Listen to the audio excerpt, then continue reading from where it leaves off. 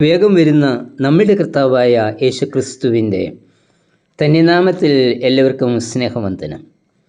പ്രവാചകനായ യിരെമ്യാവിൽ കൂടി യഹോവയായ ദൈവം നമ്മോട് പറയുന്ന 7 കാര്യങ്ങളാണ് യിരെമ്യാവ് 1:5 മുതൽ ഉള്ള വാക്യങ്ങൾ. 1. ഞാൻ നിന്നെ സൃഷ്ടിച്ചിരിക്കുന്നു. വാക്യം 5. നിന്നെ ഉദരത്തിൽ ഉരുവാക്കിയതിനു മുൻപേ ഞാൻ നിന്നെ അറിഞ്ഞു എന്ന ഇവിടെ പറയുന്നത്.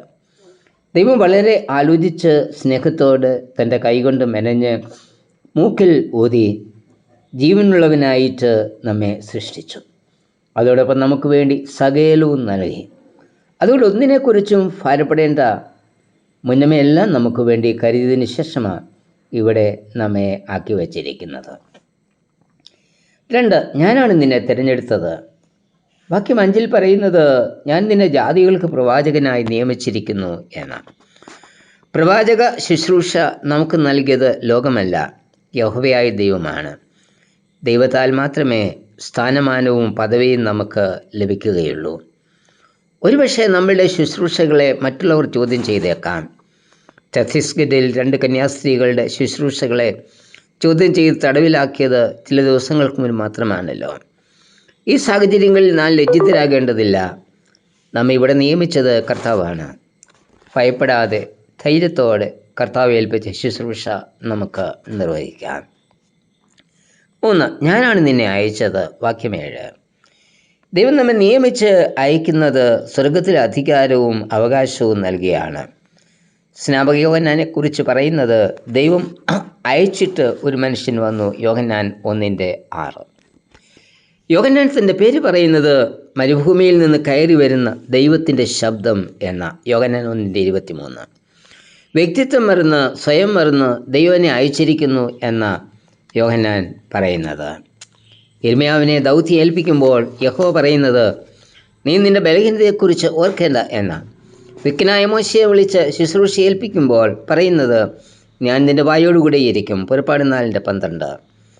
നമ്മുടെ ബലഹീനതകളോ കുറവുകളോ ഒന്നും നോക്കാതെയാ ശുശ്രൂഷ ഏൽപ്പിച്ച് നമ്മെ അയച്ചിരിക്കുന്നത്.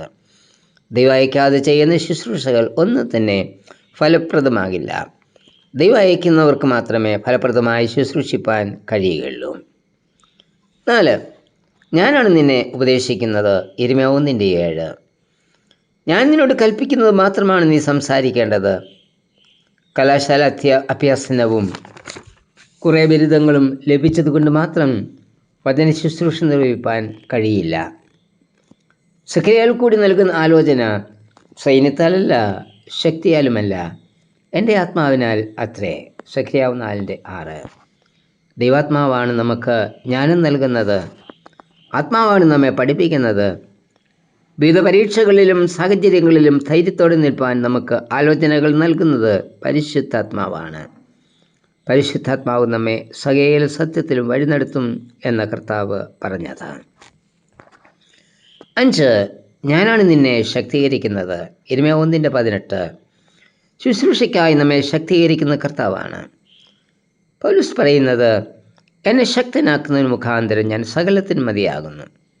അതുകൊണ്ട് ബലഹീനരായിരിക്കുമ്പോൾ തന്നെ ഞാൻ ശക്തനാകുന്നു. 2 കൊരിന്ത്യർ 12:10. ലോകത്തിലെ ഒരു ശക്തിക്കും തകർക്കുവാൻ കഴിയാത്ത ശക്തിയാ കർത്താവ് നമുക്ക് തന്നിരിക്കുന്നത്. കുതിരകളെ കൊണ്ടും രഥങ്ങളെ കൊണ്ടും ശക്തി കൊണ്ടും അല്ല ജയം ലഭിക്കുന്നത്. ഒരുപക്ഷെ നാം ഏകനായിരിക്കാം, എന്നാൽ കർത്താവ് നമ്മോടുകൂടി ഉള്ളപ്പോൾ, നാം ദൈവത്തിൻ്റെ കയ്യിലെ ആയുധമായി തീരുമ്പോൾ നാം ശക്തരാകും. 6. ഞാനാണ് നിന്നോടുകൂടി ഉള്ളത്. യിരെമ്യാവ് 1:19. ദൂരെ മാറി നിന്ന് കൽപ്പിക്കുന്നവനല്ല നമ്മുടെ ദൈവം. നമ്മുടെ ജീവിതത്തിലുണ്ടാകുന്ന ഓരോ അനുഭവങ്ങളിലും കർത്താവ് കൂടെ ഉണ്ടായിരിക്കും.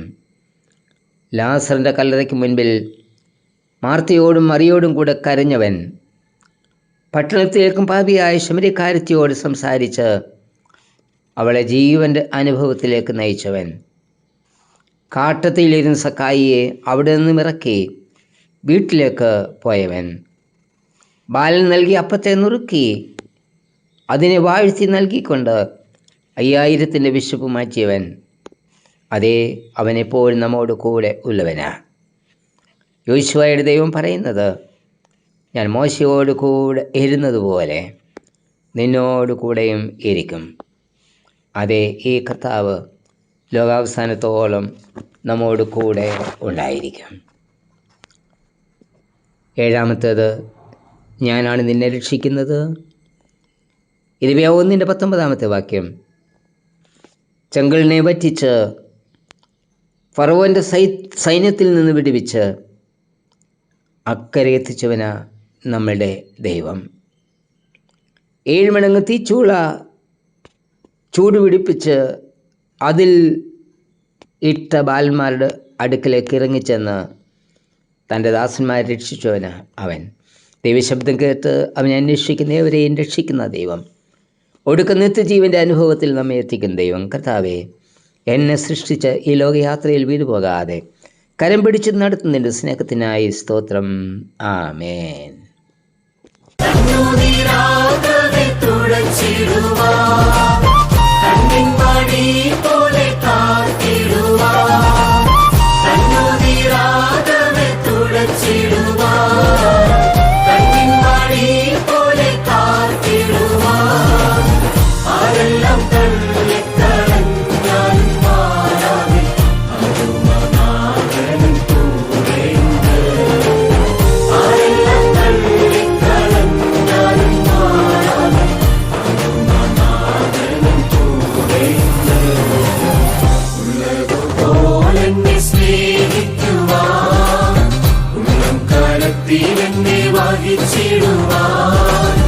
ഉലകിലെ യാത്രയിലനുദിനവും ഉന്നതനാം യാതൻ കൂടെയുണ്ട്. ഉലകിലെ യാത്രയിലനു